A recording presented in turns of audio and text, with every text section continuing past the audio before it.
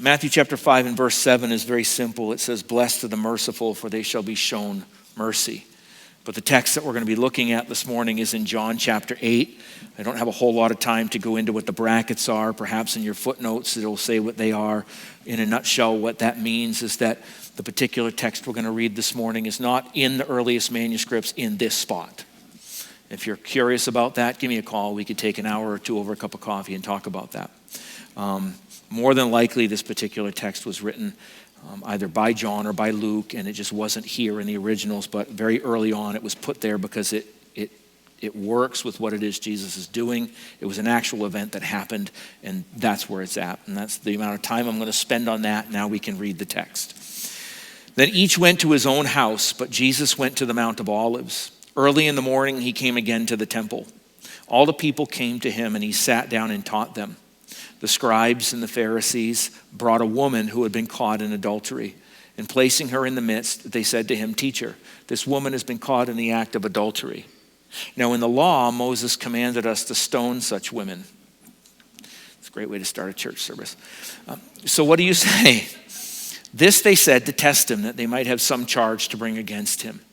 Jesus bent down and wrote with his finger on the ground. And as they continued to ask him, he stood up and said to them, "Let him who is without sin among you be the first to throw a stone at her."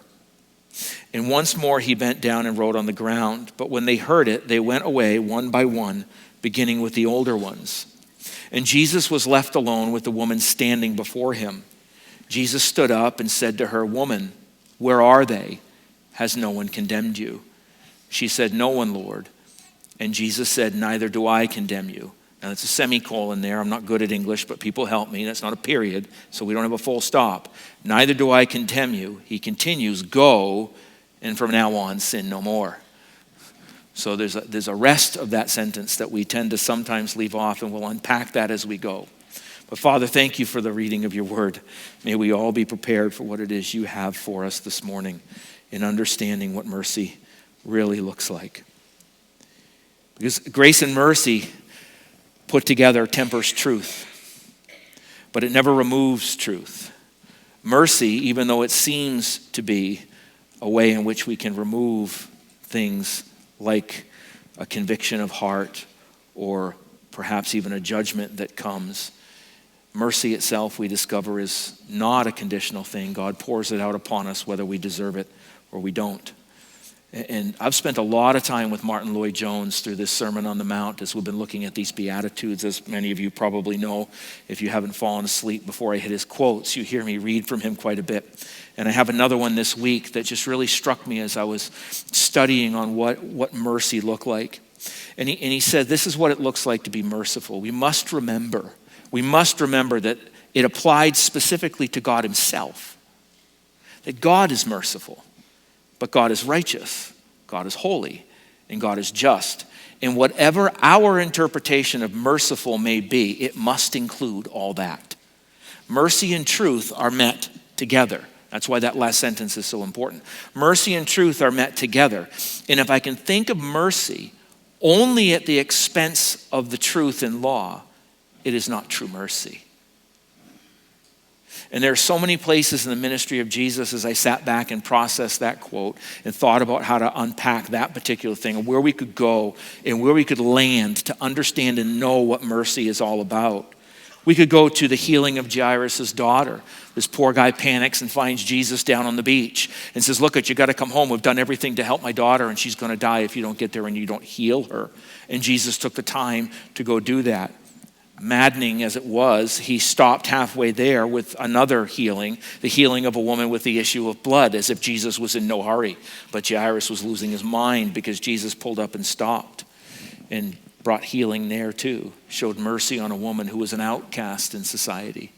Perhaps even we could take a look at Mary Magdalene, the woman whom he delivered from 7 demons who had possessed her and set her up in a way that she actually became part of the ministry of Jesus.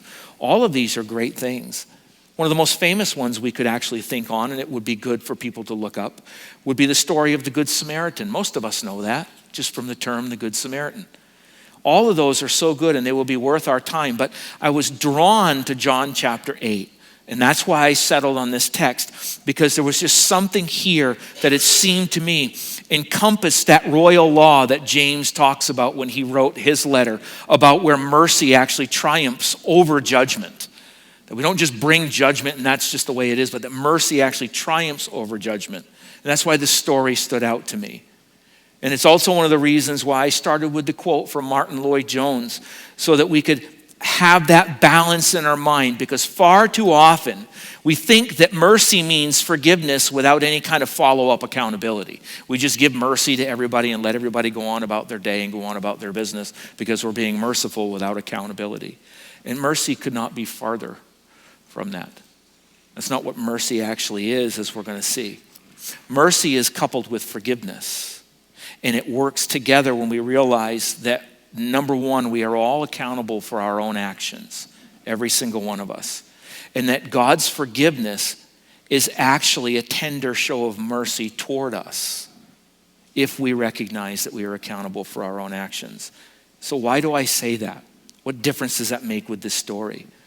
Well, in order for us to really get a hold of what mercy looks like, we have got to understand, in order to get mercy and grace, that somebody paid the price somewhere in order for mercy to be given to us when we do things that we ought not to do. And that's where Jesus comes in. He paid all of that. He opened that door for us, and therefore, as a result, I receive mercy, and you receive mercy because Jesus received the judgment that came down from God. And this is all going to unpack itself as we take a look at chapter 8, because here we go. We find Jesus just going about life and ministry as he always did. It's another morning. He's in the temple. He's teaching, and he's gathered around with a bunch of people. Early in the morning, John tells us, he came again to the temple, and all the people came to him, and he sat down and he taught them.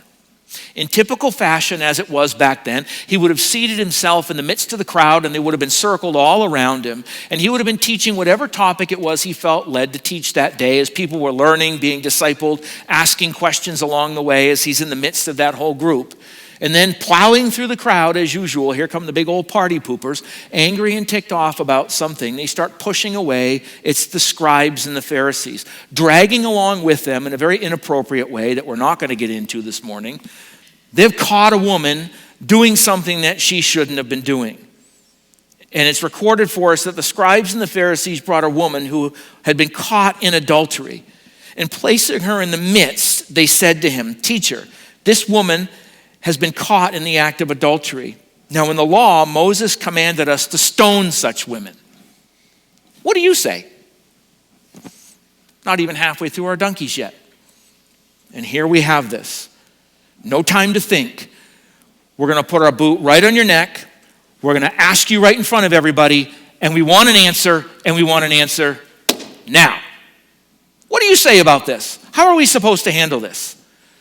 But you see, here's the problem for them, that Jesus always likes to stay above created chaos.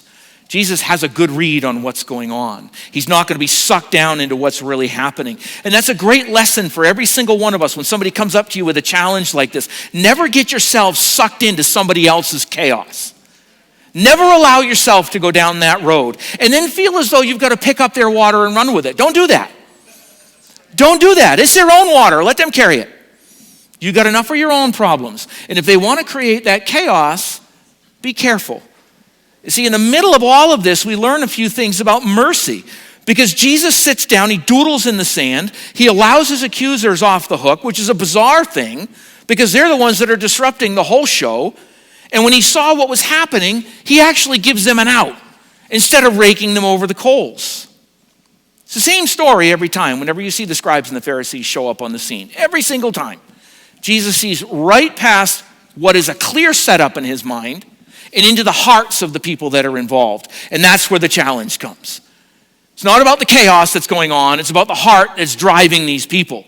And there's such an arrogance in these leaders to think that they've got it right, that they can actually walk into the middle of a church service and demand that the preacher who's sitting there answer their questions and settle the problem. Come into our world and we want to catch you in whatever it is we can. You back it up a little bit in chapter 7 and you discover that they had already sent officers and people of the temple to kind of scope out what the deal was with Jesus. And they came back and said, "Look we can't find anything wrong with this dude." And the Pharisees answered them, have you also been deceived? In other words, you ain't giving us the answer we want. You're not fitting into our little Jell-O mold going on here.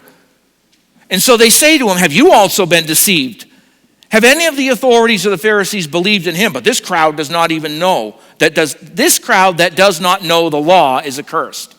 Instantly, the people that they sent out, who they wanted to come back with the right answer, are now no longer qualified to answer, and the crowd doesn't know their elbow from their foot because they didn't get the right answer. Now, that doesn't fit into our day and age, I know, but moving on along here, they actually claim that the crowd is cursed because they don't know the law. But here's the problem with that statement.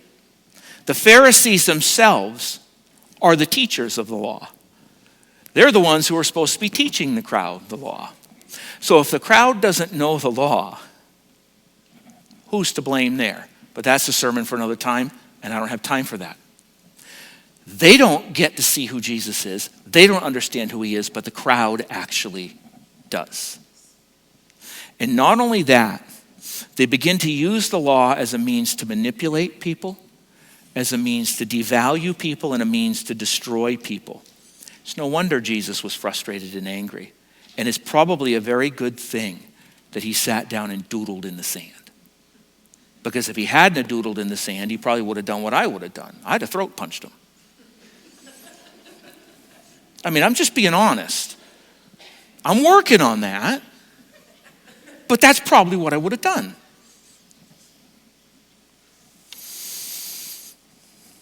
They're always right and they're always wrong. And I know that sounds confusing, but stay with me for a minute because I really feel bad for the Pharisees because I run with them a lot. They're always right and they're always wrong at the same time. So let's go back into Matthew chapter 5 for a minute and listen to what it is Jesus tells his disciples. And this is where I get my reasoning. Matthew 5:20, he says, I tell you that unless your righteousness exceeds that of the scribes and Pharisees, you're never going to enter the kingdom of God.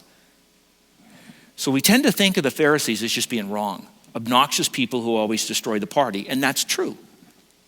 But we think of them as being unrighteous, and that's wrong. Their righteousness is actually something we should be striving after. The righteousness according to the letter of the law, that blamelessness that Jesus would have seen, not sinless, but blameless, was something that Jesus was challenging the disciples and us in this day and age to make sure that we can exceed. But here's the rub, because he also talks about in Matthew 23 how it is we're supposed to exceed that righteousness. And this is where the mercy piece comes in. Because he was challenging them in the woe unto you statements that they only had half the equation. They were getting half the story right. Matthew 23, 23 and 24. Woe to you scribes and Pharisees, you hypocrites, for you tithe mint and dill and cumin and have neglected the weightier matters of the law. You know what the weightier matters of the law are? Justice, mercy, and faithfulness. These you ought to have done without neglecting the others. In other words, don't throw that out and then do this and then become imbalanced the other way. You have to put them both together. You are blind guides, straining out a gnat and swallowing a camel. Again, how many times would you invite Jesus back on a Sunday? I mean, I know I offend people, but this guy is just something else. They remember, and the disciples are to remember the heart of the law. That was the part that was missing in the life of the Pharisees. We aren't told to go about life however we want, but we're to go about life in a particular way. Jesus was telling the disciples, remember the heart of the law, but you also need to be obedient to the law. That's how you exceed the righteousness of the Pharisees. Obeying the letter is one thing. It's a necessary thing. You've got to know your Bible. You have to understand the scriptures. You've got to know how it is God is calling you to live. Because we are saved. That doesn't make us saved just because you know your Bible from front to left. If you don't know Jesus, you aren't saved. But we do that because we are saved. The deeper, more important part is the actual doing of all those things from our heart. Not just to check a box so that we feel good about ourselves on a Tuesday and then go home and kick the dog on Wednesday. But it is the doing it from the heart. It's the internal thing that changes us. Because following the law without the temperance of the heart makes for legalism. It's what makes you a grouchy Pharisee. and it makes you merciless. Merciless. And that's what the Pharisees were guilty of. They obeyed the letter of the law at all costs. And I think that that's why the Good Samaritan is a good place for you to perhaps rest. Because they walked by this guy who was beaten to within an inch of his life and they wouldn't touch him. Because it defiled them according to the law. But we have a human being laying on the side of the road who needs help. Which is the right thing to do? Which is the right thing to do? What perhaps would you do? But just following the heart of the law without any reference point to the law itself, to the written word, leads to an anything goes type of attitude. Because after all, God loves me and he'll forgive me no matter what I do. And I know none of us have ever heard that before. But we need to remember that if that's the attitude that people are living with, that is actually not love. Neither is it grace, and neither is it mercy. It's not. Because it's not tempered with the truth of God's actual word. So we see the right application of mercy here in this story of the woman at the wall. Because again, here's Jesus in the crowd of people at the temple. The Pharisees barge in with this woman caught in the act of adultery, treating her in a way that is shameful at best. Do your research. That statement leaves me and my cynical self with a couple of questions. Question number 1. How do they know? How did they know? I leave that with you to ponder. Unless it was a setup, or, well, again, I leave that with you to ponder. How did they know?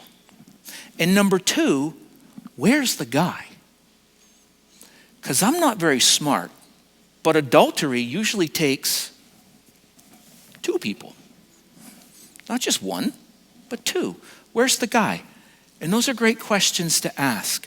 Because if you can stay above the chaos of the moment, which many of us tend to want to do, but have a hard time doing, what we discover is a setup and a ruse that is doing nothing more than to get to Jesus, while using a human being who is an image bearer of the creator of the universe, just to manipulate and get to Jesus.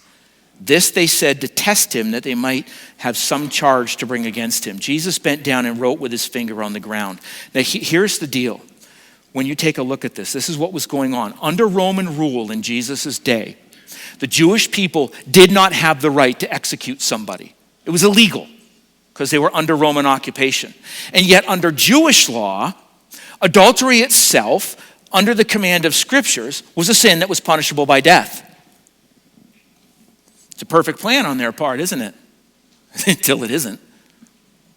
It's a perfect plan. Because if Jesus condemns her and honors God's law, guess what he's doing? He's violating Roman law. And they would come in and they would punish him for violating their law. Problem solved. The Romans take Jesus out of the way. Pharisees are good to go. If Jesus says, no, under Roman law, we're not allowed to do that, so we're not going to do that, they could then declare, see, we told you he's a false prophet. See, this is why he gets so mad at these people. And they're using this woman in the middle of all of this. And we'll get to her in a minute. Because the problem wasn't solved because Jesus saw right through this mess. What he saw was the devaluing of a child of God, even though she was caught in sin.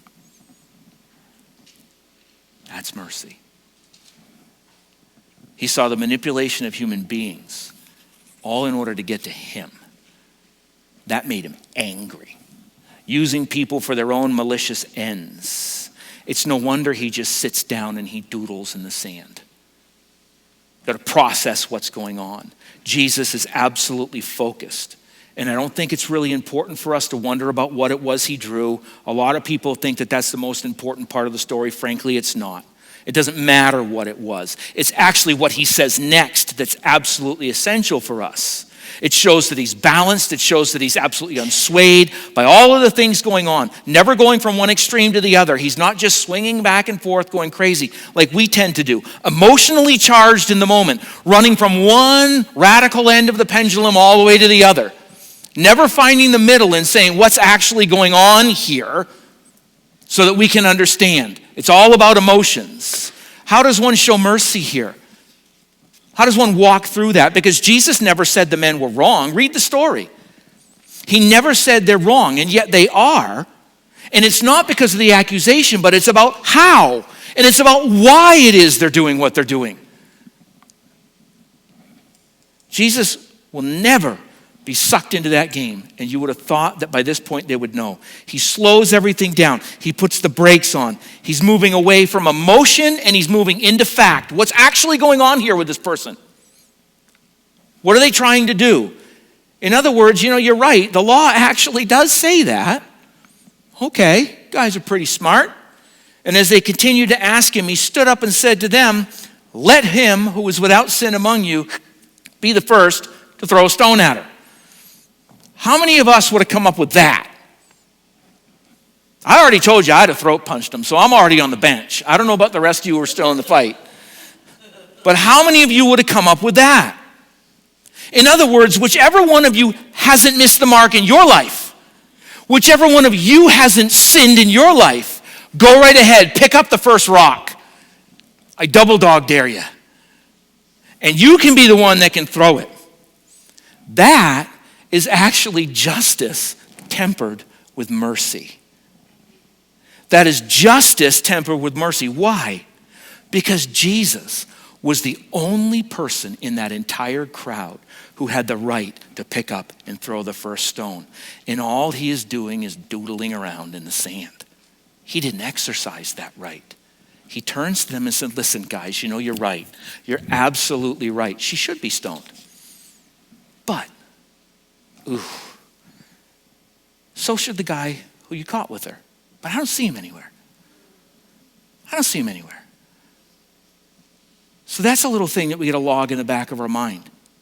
So if you're that confident that your heart is so right to stand before God that you can condemn her, throw away. Wind up and chuck it. That's the challenge, isn't it? That is the challenge. It's a risk, to be sure, because there's always some arrogant fool in the crowd who thinks that they have the right to pick up the stone. But Jesus knew where they were at, and he knew that nobody would. He knows the heart. He understands what's going on. And he's just tempered justice with mercy, because nothing happens except he sits down and he doodles some more.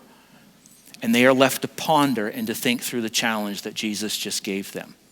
Every one of us sitting here today, when you're challenged with something that makes you absolutely uncomfortable, that you don't like that perhaps somebody has said to you, ponder it and ask the why question. Am I being convicted, or am I being insulted? Or is it a combination of both? And do I have to sort it out? Because Jesus knows the heart. Think it through. Jesus was probably showing some contempt for these guys, because again, Jesus never took kindly to image bearers being mistreated, to other human beings being mistreated. And it really bothered him, if you read the Gospels, when people were used in order to get to him. He did not like that. And what they ended up finding was that their beautiful plan didn't go according to plan at all. Jesus had actually turned it all around and he made it about them. He made it about them. He begged the question, in other words, I have to think about what my heart looks like before God. And yet at the same time, he's given me an out. I can choose to throw the stone, or I can drop it and I can walk away. And I'm very quickly running out of time here this morning. But I think that these are important things. So understanding in life, if we take nothing out of today as we move forward, I want you to understand that in life, that the biggest problem person that you will face every single day is the one looking back at you in the mirror. That doesn't mean you're a bad person. It just means that you are the biggest problem that you will deal with every day. It's a fact of life. We should be more reflective about our own heart condition than we tend to be when we come into situations such as this.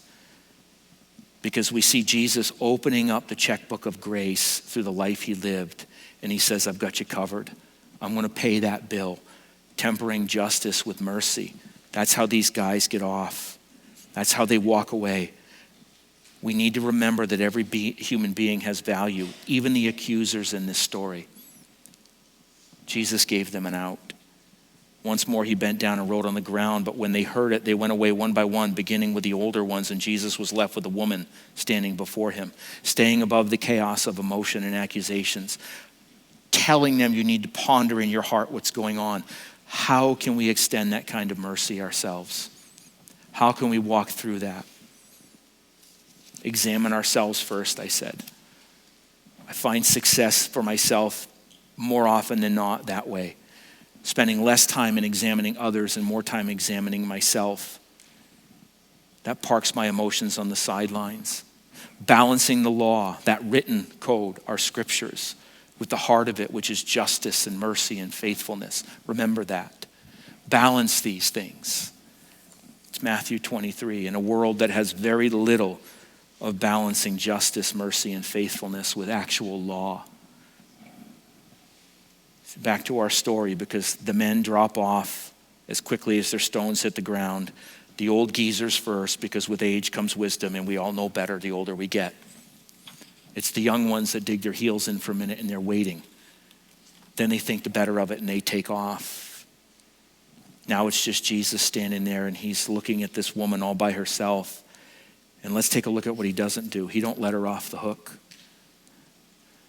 He doesn't just tell her to go about her way. He says, woman, where are they? Has no one condemned you? He doesn't just tell her to leave. He doesn't just tell her to go about life. After all, the whole thing was a ruse and she was a victim of a bunch of jerks. An attempt to trap me in something so, you're off scot-free. That's not what he does. How do we know that and why can we say that? Because it was wrong what she did. It was wrong what they did. They were both wrong. We're not dealing with my truth or your truth. We're dealing with the truth. The truth.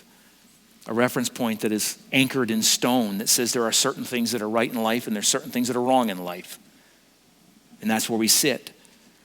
And in order for her to be restored, she too needs to recognize her heart before God. And much like her accusers, she has to examine herself. And she's being told in this statement that what she did violated God's law, but he didn't say to her, be on your merry little way and pretend that you're the victim and excuse yourself. Instead, it's the question, has anyone condemned you? And look at her response, and don't miss this. She said, no one, Lord. No one. No one, Lord. That's a confession. That's repentance. That's acknowledgement of I've done something wrong.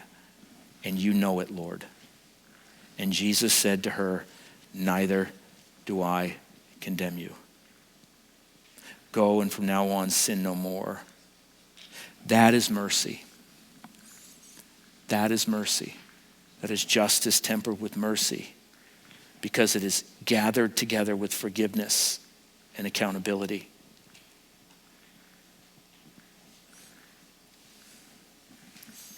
I can hear Jesus saying to her, don't cheapen my grace. Don't cheapen my mercy.